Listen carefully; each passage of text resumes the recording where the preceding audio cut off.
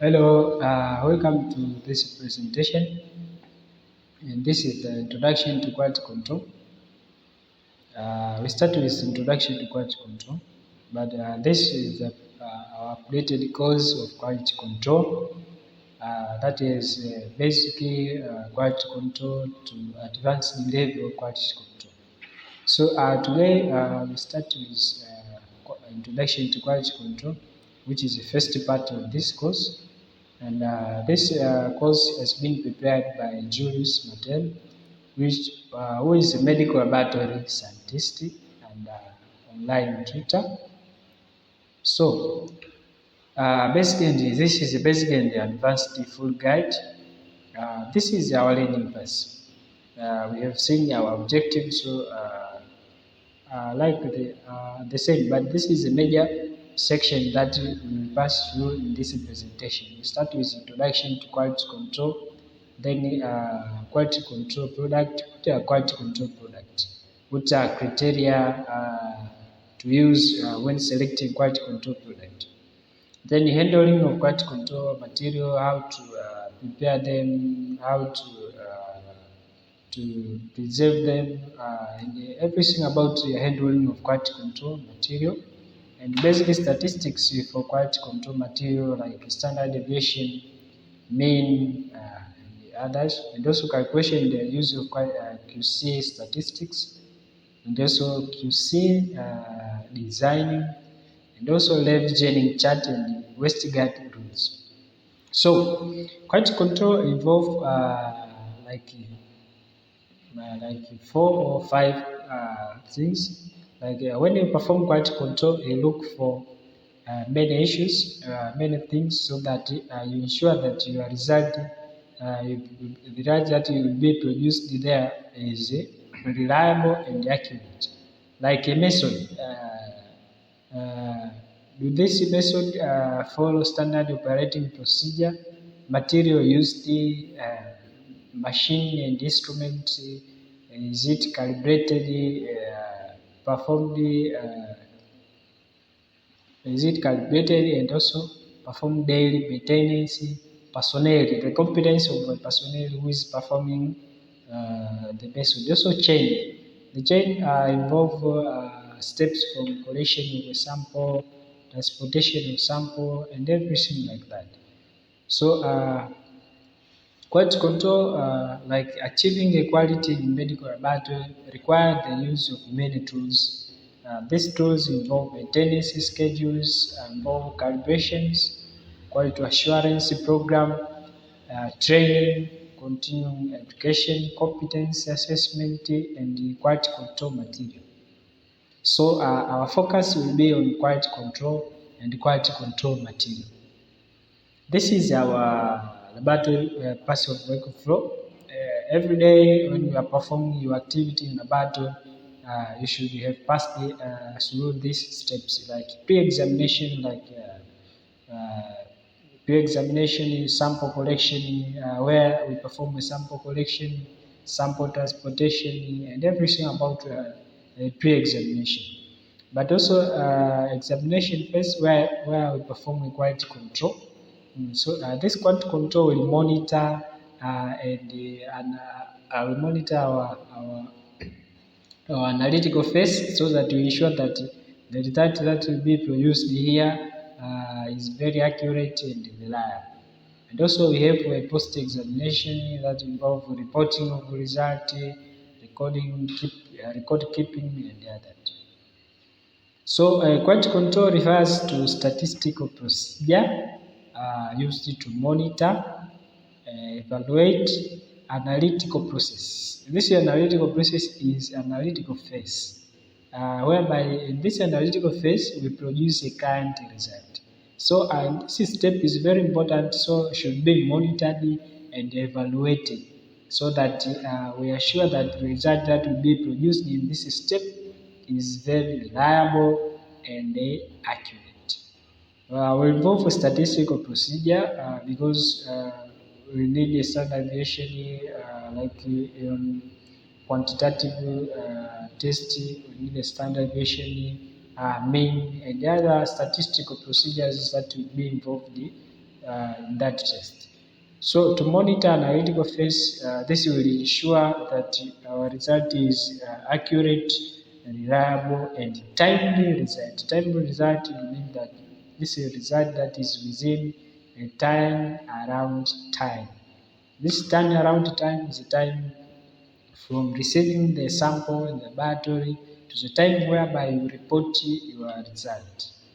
So every test should be within this turnaround time.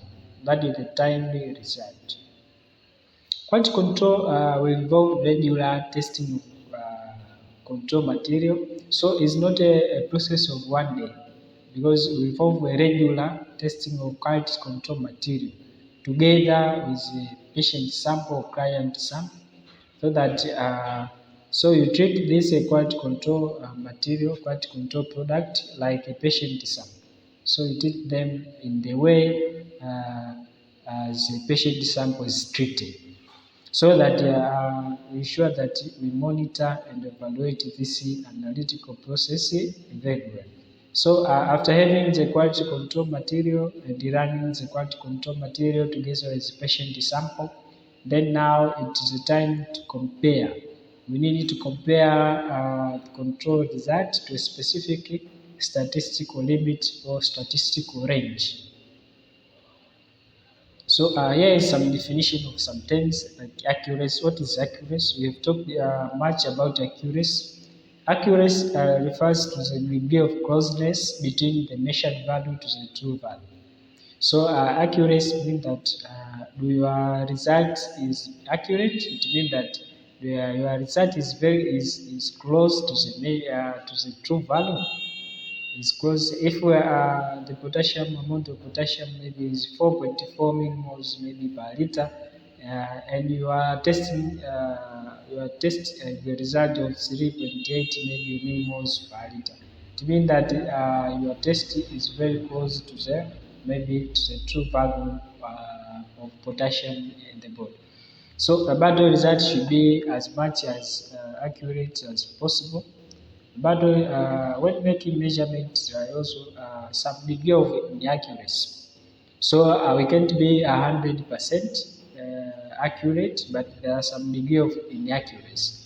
But the target of performing the quality control is that we reduce the level of inaccuracy as much as possible, so that we ensure that we have very low percent of inaccuracy. So accuracy of 99% may be good at some setting, but how can you take a 1% inaccuracy, which might cause a huge problem and effect to our client? Like you can look on this result. This is a result of 1% failure.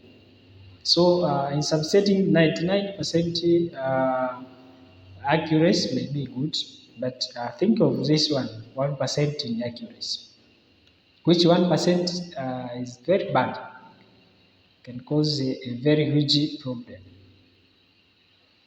Quality control product. This is a patient-like material that is ideally made from the human serum, urine, or spinal fluid. Quality control material should be a patient-like sample or like material, so that we control very well and having a result that is very accurate. Also, control product can be in form of a fluid or can be in form of freeze-dried. And also, control material can contain one or more analyte, which will be multi-constituent control. So, control can have one or more analyte. So this we call it multi-constituent control. Multi-constituent control. So control product should be tested and treated in the same manner as patient sample. So as you do a patient sample, you need to include a control material so that it will be treated and pass the whole process like a patient sample. Because you need to monitor this analytical process, so you need to involve the control material in the same manner as the patient sample. Sometimes products are not human, because we have seen that this control product is coming from the human, mostly comes from human serum, urine, or other body fluid. But sometimes this control material are not coming from human. So the control material can be animal in nature, or can be commercial, prepared from organic matrix. But what is recommended much is human-like material, like human serum, urine, and spinal fluid. So the aim or our target of quality control is to detect an error if there is any error, and correct them before patient results are reported. So this is a very important to note that our target is to detect any error, because we said that quality control is a process of controlling and monitoring analytical phase. So how do we control? We need, because we control the analytical phase, it means that it's very easy and to detect any error that will come across, so that we correct this error before we report our patient result.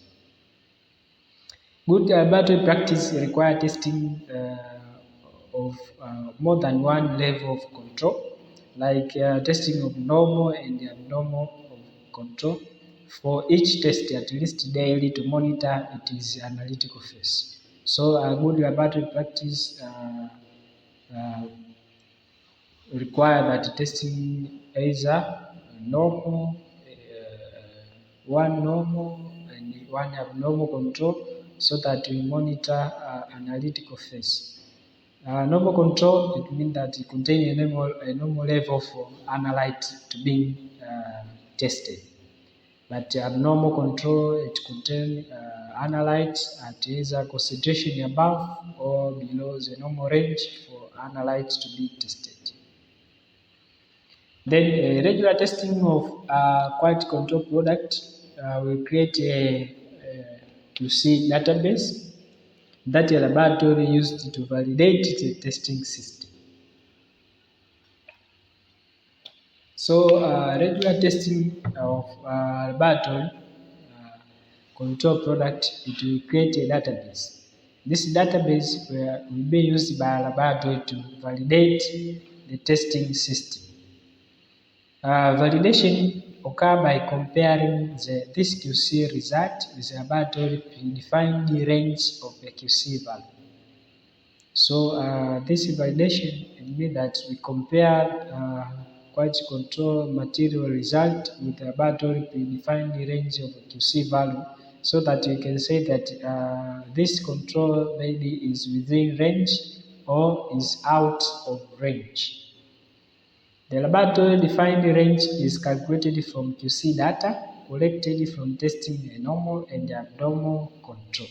As you have said here that regular testing will create a QC database. This database will be used to validate. So this database is used to create a range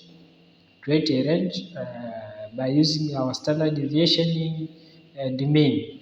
And after having this range, every day we perform our quality control, and having a quality control result, we need to compare this quality control result with our range that we have developed, so that we know that this test maybe is within the range or outside the range. Then result of not practicing a quality control, we have many effects of that. Negative effect like unnecessary treatment, because maybe in performing our test, we have reporting that the potassium level is above the normal range, so the patient has to be treated, but in fact the potassium level was normal, so we reported it as abnormal, and the client is having unnecessary treatment and losing a much cost in treatment, but in fact the result was needed to be in a normal range. Failure to provide a proper treatment because we have a improper result will lead to failure to provide a proper treatment, and also delay in correct diagnosis, and also this will cause a battery error, will cost time because we need to repeat the testing, manpower, and the resources. We need maybe to buy some reagents and the others. So we cost time, manpower, and the resource. Then quality control material. So thank you for this section of introduction. Then in the next section, we start a quality control material. What is quality control material? How to choose a quality control material according to some criteria and let us stop here. Then we proceed with quality control material.